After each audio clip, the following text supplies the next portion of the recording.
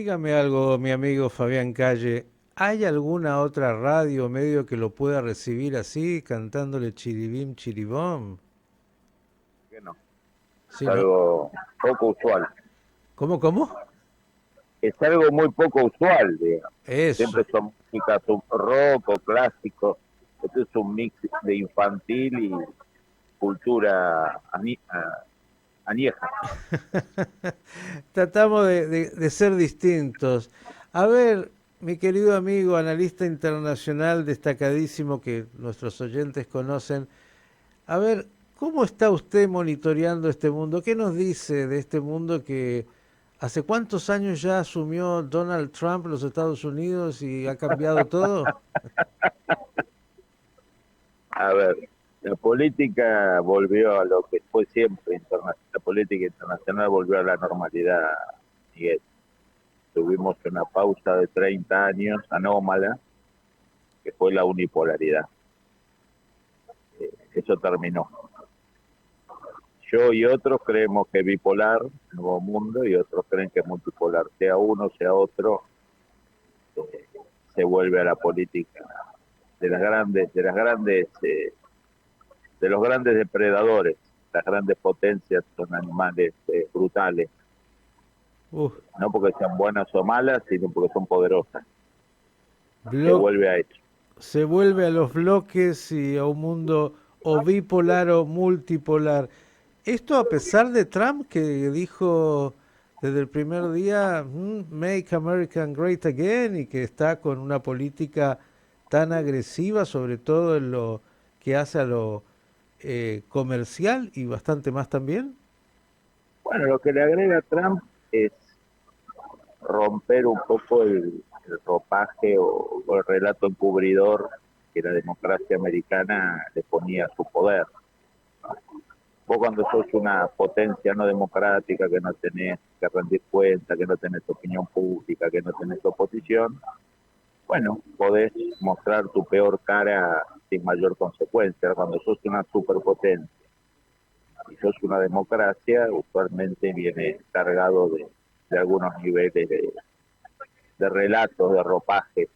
Eh, los Césares parecen más buenos, parecen vegetarianos. Lo que ha hecho Trump, que es una decisión usualmente poco vista en Estados Unidos, es sacar este ropaje y hablar de manera muy brutal. Después, si actúa de manera brutal, es otro cantar. Pero ha decidido, no sé si permanentemente o transitoriamente, eh, hablar de manera descarnada, ¿no? Como hace Putin, como hace Xi Jinping, hicieron otras potencias. El último presidente que habló de manera tan brutal, eh, podemos remontarlo a Nixon, eh, cuando decía Vietnam o firman la paz o lo borro del mapa de la tierra, o Bush hijo después del 11 de septiembre. Pero usualmente Estados Unidos cuidó mucho su relato, su ropaje. Eh, eh, pero Trump, bueno, por su personalidad y además porque creo que busca consolidar su base interna, por su propia. Además, otro tema, Miguel, que es el tema de las redes, el tema de que cada uno se informa con su teléfono, con su Twitter, con su Instagram. Quizás no pasan cosas tan nuevas, lo que pasa es que nos enteramos de manera mucho más rápido, a veces de manera sesgada, porque cada uno sigue lo que le gusta escuchar. Pero hay una mezcla de sesgo y velocidad que antes no existía. Pensá cuando vos y yo éramos chicos, nuestra fuente de información familiar era la noche, el noticiero de 8 a 9 de la noche, quizás, o el diario que llegaba a la mañana con las noticias de 12 o 14 horas de retraso. ¿No? Eh, bueno, hoy uno donde suena el teléfono a las 2 de la mañana con la primicia, con el Twitter. Yo siempre recuerdo que el 7 de octubre yo le mandé a colegas míos de Israel la primicia del ataque de Hamas.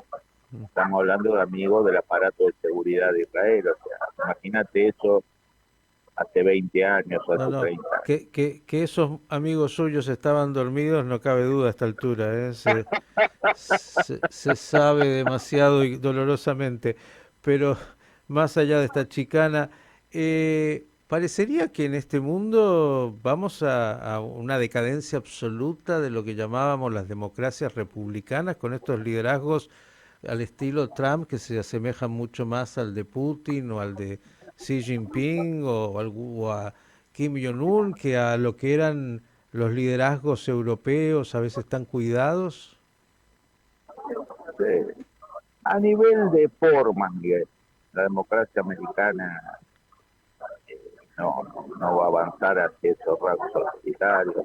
A nivel de forma, sí, puede ser que haya formas más brutales, que en América Latina estamos acostumbrados, digamos, ¿no? A líderes que dicen vamos por todo, o o quieren meter preso al rival. En América Latina estamos acostumbrados a esta democracia de baja intensidad o democracia facciosa, pero no es tanto culpa.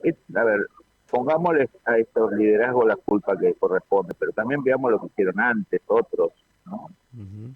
Estados Unidos hoy se pasa a esta derecha populista, pero miremos para atrás, ¿no? La exacerbación del wokismo a partir de Obama, la desaparición de la categoría ciudadano y ver a los americanos como raza, una especie de Ku Klux Klan a la -1, universidades americanas que enseñan a odiar a Israel, que enseñan, digo, los dos bandos, ¿no? Los dos bandos se pasaron de rosca. Lo que pasa es que ahora el bando boquista o de izquierda, o izquierda champagne o caviar, o como lo quieras llamar, está choqueada porque estaba acostumbrada a un monólogo, ¿no? Acción y Y de repente, reacción, diría alguno, ¿no? y bueno, dialéctica, sí, Dialéctica pura. un marxismo afrancesado, un marxismo europeo post-68, poco Lenin, poco Marx, poco Engels y mucho Derrida, mucho Foucault. Mm. Y más allá de la forma, Fabián, ¿qué estás viendo respecto de, bueno, de las crisis que son varias y muy sensibles? Pues ya sabemos cómo lo ha tratado Trump a Zelensky, cómo lo sigue tratando de, entre otras cosas, de que llegue a un acuerdo y le dijo claramente a la OTAN no y muchas cosas más, tratando de acercar a Rusia al bloque de los Estados Unidos, nadie sabe muy bien si con éxito o no. Y por el otro lado, el Medio Oriente, Arabia Saudita, el coqueteo, Israel que sigue con su drama de guerra en Gaza y en todos los frentes, y algunas cuantas otras regiones. ¿Por dónde pasan los temas en este momento y los negocios? Porque al final, usted que es un hombre que sigue mucho y con sagacidad sabe que hay mucho de intereses en este momento jugándose. Claro, primero que está tratando de hacer Trump, Estados Unidos en general, y Trump con sus formas y sus estilos, porque siempre hay que recordar que el presidente americano tiene poderes muy limitados, ¿no? Está el Congreso, que es muy poderoso, la Corte Suprema, que es muy poderosa. Trump a veces exagera sus formas y mucha gente cae en la trampa que él planta, ¿no? Que lo vean como un César. Es un César, pero pre-César. Era un dictator romano, pero con un senado poderoso que lo vigila, ¿no? Como era Roma antes de Julio César y Augusto, Pero le ¿no? responde ese Senado hoy. Le responde, pero muy finito, ¿no? Muy finito. Hay una diferencia 51-49 con que dos republicanos del ala más centrista se enojen. Mm. Queda colgado un pincel la propuesta de él. Digamos, no es una amplia mayoría y ya le ha pasado en algunas normas que hay dos o tres republicanos que se resfrían o llegan tarde y le ponen algún límite. A ver, siendo a esto, Estados Unidos de manera burocrática y estratégica, y Trump con su estilo toro salvaje quieren cerrar cosas que no les interesan, que lo distraen. Gaza es una, Líbano es otra y Ucrania es otra.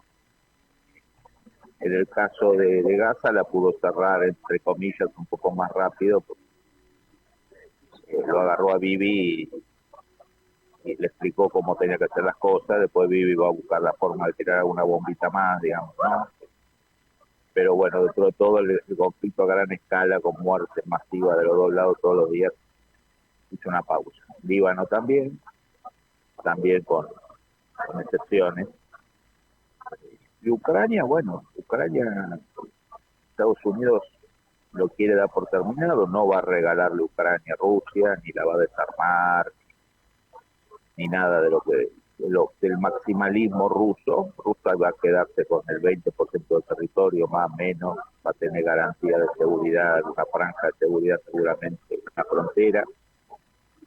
Ucrania no va a entrar a la OTAN, Ucrania no se va a desarmar, Ucrania va a entrar en un largo proceso de ingreso a la Unión Europea. El cheque para reconstruirla lo van a tener que poner los europeos. Y Estados Unidos se va a donde se tiene que ir, que es el Asia-Pacífico, articular con Japón, con la India, con Corea del Sur, con Filipinas, con Australia, un juego grande que es China, sin abandonar Europa. Sin abandonar Europa. Europa es la joya más preciada del imperio americano. Justo te iba a Pero, preguntar por China, porque el gigante lo hace todo de manera muy silenciosa, pero avanza y avanza. bueno, claramente, pero tiene sus claros oscuros, Miguel, ¿no? Eh, a ver, China está creciendo a la mitad de lo que creció en los últimos 40 años. China es una sociedad anciana. La política del único hijo la transformó en una sociedad de promedio de edad 38 años sin crecimiento.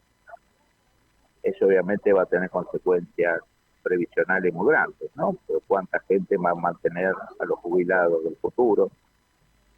Xi Jinping dinamitó todos los esquemas que había montado PC después de Mao, que eran bastante sabios, 2 mandatos de presión, no culto a la personalidad. Se acentuó el tema purga.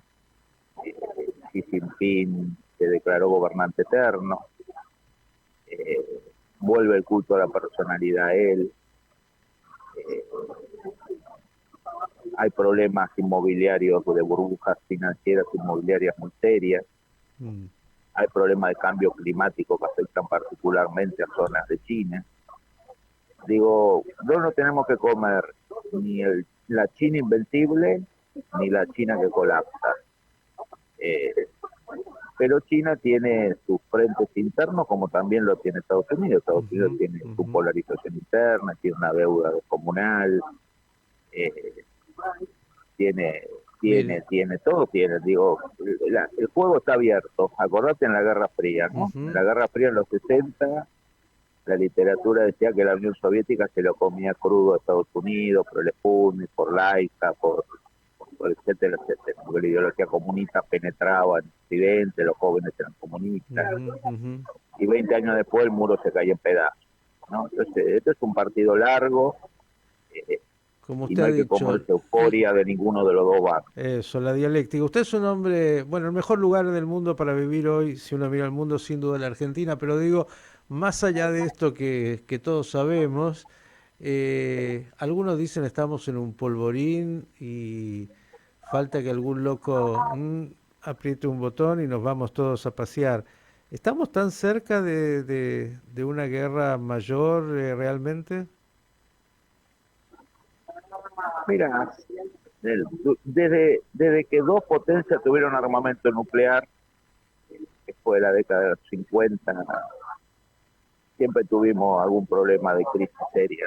En la Guerra Fría podemos contabilizar 3, 4 crisis de precipicio, de brinkmanship, como llamamos la disciplina, que si alguna cosa no se daba bien, terminaba un holocausto nuclear, ¿no? 72, 73, la guerra del 73, árabe-israelí casi termina en un involucramiento soviético y americano.